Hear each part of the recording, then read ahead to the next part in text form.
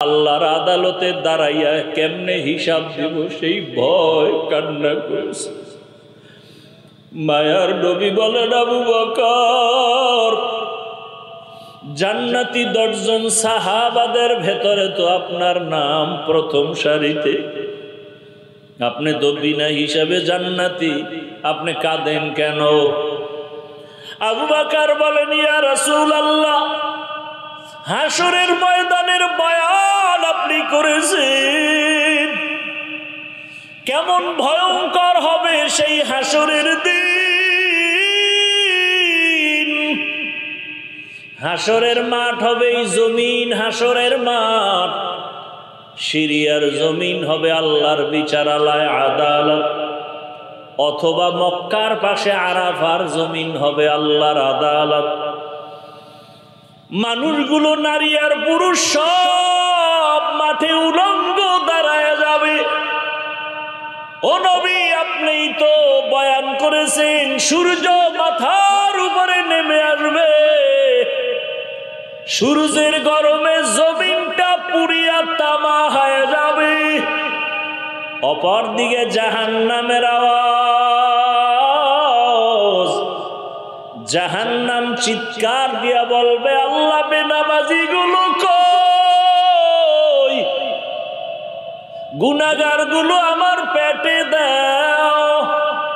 গর্ব সুরত আদমি ইনসাবুদে আহমদবু জাহলো হামে কসাবুদে আদমিরা আদমিয়ত লাজমাস আউদেরাগার বুনা বাশদহি জামাল। আবু জাহাল সূরাতে মানুষ, আমার নবীও একই আকৃতির। আবু জাহাল না চির জাহান্নামী, আর আমার রহমতের নবীর কোনো তুলনা নাই। রহমতের নবী বলেন, আমি রাতের বেলা মসজিদের পাশেই তো আমার হুজরা আয়েশার ঘর, আমি ওখানে ঘুমাইলাম এশার পরে। আমি ঘুমাইলে আমার চোখ বন্ধ থাকে, কিন্তু আমার কলব ঘুমায় না। রাতে এশা পড়িয়াই আমি আর কথা বলি না, ঘুমায় যাই। ঘুমের মোটামুটি তন্দ্রাচ্ছন্ন কাঁচা ঘুম, হঠাৎ করে কানের মধ্যে কি যেন কান্নার আওয়াজ আসতেছে। হঠাৎ আমি সজাগ হইয়া কান লাগায় দেখি আমার মাথার পাশেই তো মসজিদে নববী, কে যেন মসজিদে কান্না করে। রহমতের নবী বলেন, আমি উঠা বের হইলাম, বের হইয়া ঘুরিয়া মসজিদের দরজা দিয়া তাকায় দেখি সাধারণ কোনো ব্যক্তি না, জান্নাতের প্রথম সাহাবী আবু বকর নামাজে দাঁড়ায় দাঁড়ায় কান্না করে গভীর রাত। নবীজি দাঁড়ায় অপেক্ষা করার পরে আবু বকর নামাজ শেষ করে বের হইয়া তাকে দেখে নবী। পেরেশান হয়ে গেলেন। নবী বলেন, আবু বকর, আমার ঘুম ভেঙ্গে গেল আপনার কান্নার আওয়াজে, আপনি কাঁদলেন কেন? আবু বকর বলেন, ইয়া রাসূলুল্লাহ, আল্লাহর আদালতে দাঁড়াইয়া কেমনে হিসাব দিব সেই ভয় কান্না করেছে। মায়ার নবী বলেন, আবু বকর, জান্নাতি 10 জন সাহাবাদের ভেতরে তো আপনার নাম প্রথম সারিতে, আপনি তো বিনা হিসাবে জান্নাতি, আপনি কাঁদেন কেন? আবু বকর বলেন, ইয়া রাসূলুল্লাহ, হাসরের ময়দানের বয়ান আপনি করেছেন, কেমন ভয়ঙ্কর হবে সেই হাসরের দিন। হাসরের মাঠ হবে এই জমিন, হাসরের মাঠ সিরিয়ার জমিন হবে আল্লাহর বিচারালয় আদালত, অথবা মক্কার পাশে আরাফার জমিন হবে আল্লাহর আদালত। মানুষগুলো, নারী আর পুরুষ সব মাঠে উলঙ্গ দাঁড়ায় যাবে। ও নবী, আপনি তো বয়ান করেছেন সূর্য মাথার উপরে নেমে আসবে, সূর্যের গরমে জমিনটা পুড়িয়া তামা হয়ে যাবে। অপরদিকে জাহান্নামের আওয়াজ, জাহান্নাম চিৎকার দিয়া বলবে, আল্লাহ বেনামাজি গুলো কই, গুনাহগার গুলো আমার পেটে দাও। ও নবী, আপনিই তো কান্না করে করে বয়ান করেছেন কিয়ামতের দিন আমার আল্লাহ রাগ করি একটা আওয়াজ দিবেন কুদরতি ভাবে, লিমানিল মুলকুল ইয়াউম লিল্লাহিল ওয়াহিদিল কাহ্হার। ও নবী, আপনিই বয়ান করে কাঁদছেন আর বলছেন আল্লাহ পাকের আওয়াজে হাসরের মাঠটা থর থর থর থর করে কাঁপতে থাকবে। এতটাই ভয়ঙ্কর হবে যে নবীদের কোনো গুনাহ নাই, তারাও কান্না শুরু করবেন। আদম নবী কাঁদবেন নিজের চিন্তায়, মূসা নবী কাঁদবেন নিজের চিন্তায়, ঈসা নবী কাঁদবেন নিজের চিন্তায়, অথচ তাদের কোনো গুনাহ নাই। ওই কঠিন সময়ে যদি নবীরা কান্না করেন নিজের চিন্তায়, সেদিন আল্লাহ যদি ডেকে বলেন, ও আবু বকর আসো, আমি তোমাকে জান্নাতের টিকিট দিয়েছিলাম, কি নিয়ে আসছো জান্নাত পাইয়া? আমি যদি বলি আল্লাহ নামাজ নিয়ে আসছি, রোজা নিয়ে আসছি, যাকাত আর তেলাওয়াত, আল্লাহ যদি বলে যাও, তোমার একটা আমলও আমার পছন্দ হয় নাই, আমি যেইভাবে নামাজ পড়লে খুশি হতাম ওইভাবে তুমি নামাজ দাও নাই, যেইভাবে তেলাওয়াত করলে আমি খুশি হইতাম ওইভাবে সুন্দর তেলাওয়াত আমাকে দিতে পারো নাই। আল্লাহ যদি রাগ হইয়া বলে জাহান্নামের ফেরেশতা হাতে হ্যান্ডকাপ লাগায় দাও, ওই সময় নবীজি আমি আবু বকরের উপায় কি হবে?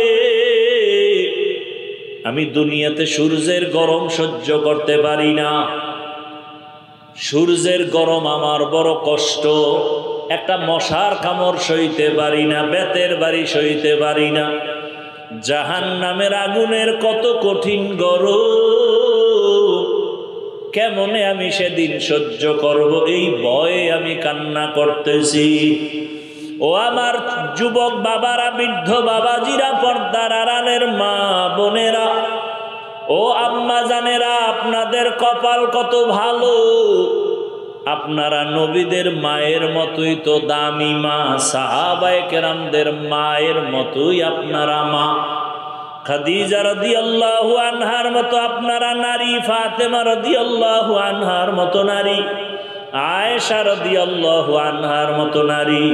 এরে আম্মা জান, আপনার মতো কত মা এই এলাকায় এখনো আছে, পর্দা করে, নামাজ ছাড়ে না, মোবাইলে সময় নষ্ট করে না, স্বামীর মাল খেয়ানত করে না।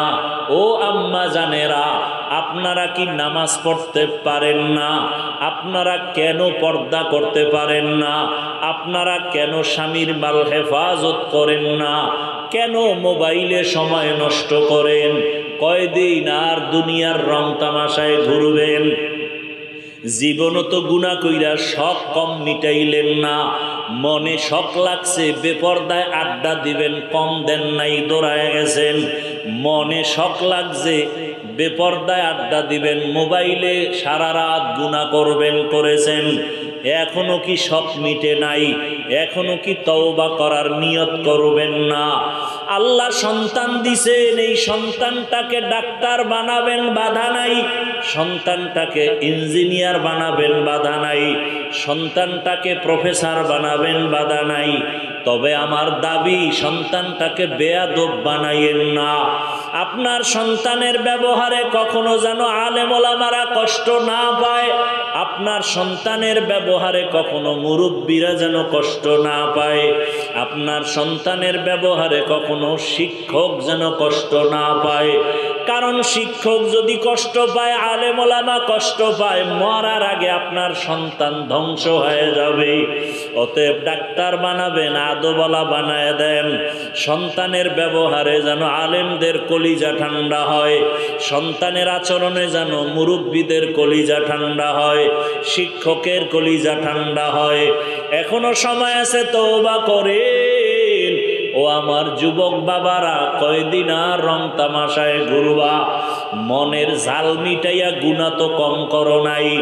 মায়ের সাথে বেয়াদবি, মনে চাইছে গালি দিবা দিছো, মনে চাইছে মায়ের সাথে গাদ্দারি করবা করেছো, মনে চাইছে বাবার টাকা নিয়ে আড্ডা দিবা, টাকা নিয়ে গেছো, মনে চাইছে পার্কে যাবা দৌড়ায়া গেছো, মনে চাইছে মেয়েদের নিয়ে আড্ডা দিবা দিছো, মনে চাইছে সারা রাত মোবাইলে কাটাইবা কাটাইছো, মনে চাইছে দাড়ি কাটবা কেটে ফেলেছো, মনে চাইছে নামাজ পড়বা না পড়ো নাই, মনে চাইছে আলেমের বিরুদ্ধে লেখবা লেখছো। আর কত?